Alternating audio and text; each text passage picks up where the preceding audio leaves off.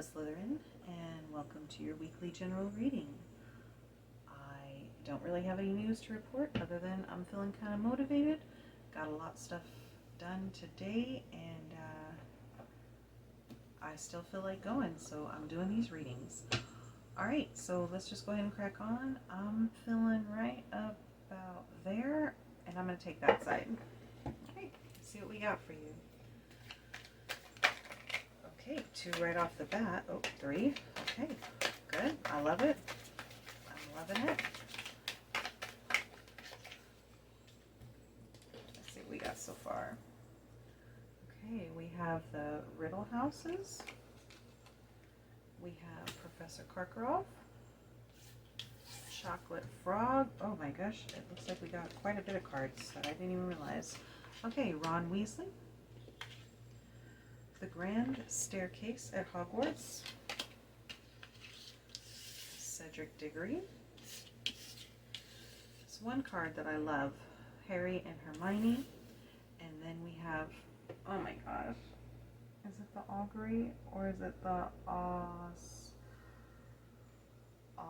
oh, I think this is the, damn it, I'm going to do it again. Osprey?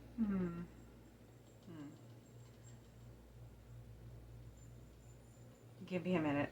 Let's pull a couple more cards. Oh, I know what it's called. Alchemy. Haha, I knew. Okay, alright. Because I know in I think Hufflepuff, like 2 readings ago, I pulled that card and I kept calling it an augury, but giving it the alchemy's characteristics.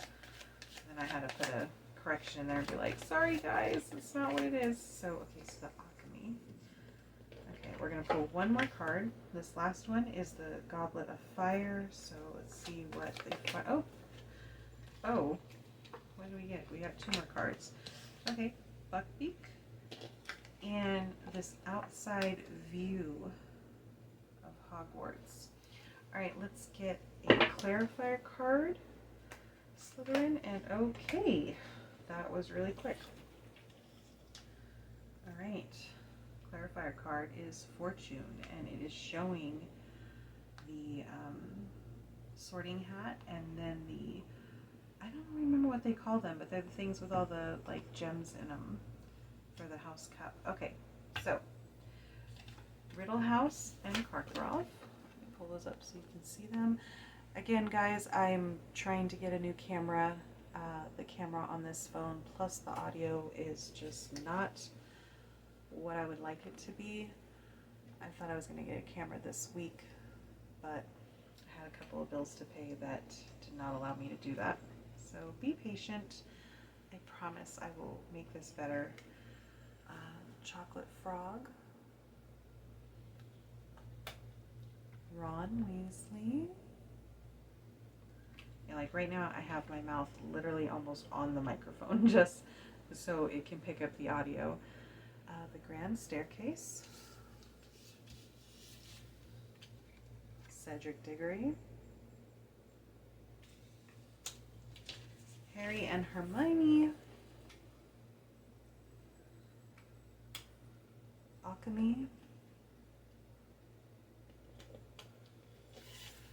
Goblet of Fire and Buckbeak.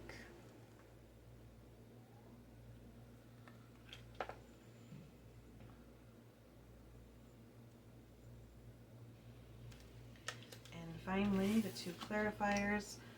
We have the outside of Hogwarts, kind of standing like in the courtyard somewhere. And Fortune. This is Fortune. That's the 10. 10. What is the 10? My brain is pulling a complete blank on that one. Major Arcana. Why is my brain shutting down? Okay, give me a minute. You would think I'm like really dumb right now. Okay, so that's the Wheel of Fortune. Duh.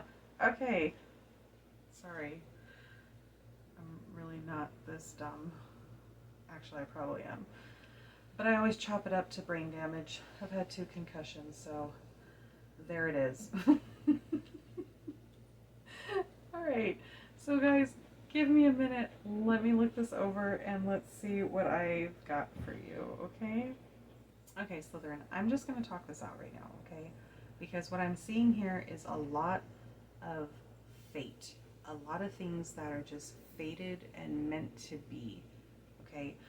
With the Wheel of Fortune here, it's that whole things are in motion. And I think, honestly, look, side note, I think because there wasn't like a wheel here, I think that's why my brain drew a blank.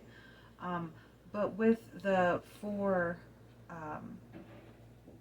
containers,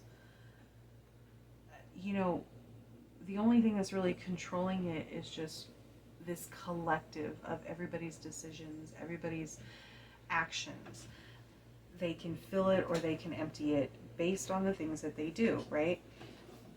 But with that motion, and with that, I'm, you know, with the grand staircase, right? Like that's constantly moving. So I get like these cogs, these wheels of motion. Things are happening. Where you're starting out is maybe this bleak area. Again, I don't know for sure that this is where the Riddle House is, but excuse me. But this is what it always looks like to me. It looks like the Riddle House. And normally when I see this card, I see it as just this dark and bleakness, right? But I did see it one time, and I'm kind of seeing it now, like the sun is just starting to peek over the horizon. Like it's that pre-dawn where everything's quiet and everything's still. And usually when things are in motion, I mean, you do have to start somewhere at the beginning, right? And then so with Karkaroff, he's locked up. We know he eventually becomes free, but then he doesn't, right? Like he still has the dark mark on him, and he doesn't answer the call when he's called. And if I'm not mistaken, I think he ends up dying, right? So it's still this sense of like this trapped, and it's not necessarily this. Maybe it's you're free for a little while. I don't know. I'm gonna come back to that. Well, maybe not, because next is the chocolate frog, right? And it's a frog, but it's made out of chocolate, and it's enchanted, and it's got the one good jump in it, and it's like okay, you only got that one shot. There we go. Okay, so with Karkaroff and with the chocolate frog, yeah, it's only you just got this one shot, this one chance. But so what is that chance? I find it interesting that the Ron that we have here is the one that where these 2 are at, right? He's very dejected. He's feeling very outside, very alone, very betrayed, right, by their actions. They're on a mission here, and he, because of the Horcrux around his neck and because he just got splinched, he's just feeling all kinds of like, you know what, screw you guys, right? Like he's kind of angry. And I think what that's saying is that, you know, this beginning of something where you're going to have one shot, it's going to make you uncomfortable. It's going to make you feel angry for no good reason. But things are moving, like things are in motion. And that for me is when I'm talking about fated, that brings me to the Goblet of Fire, right?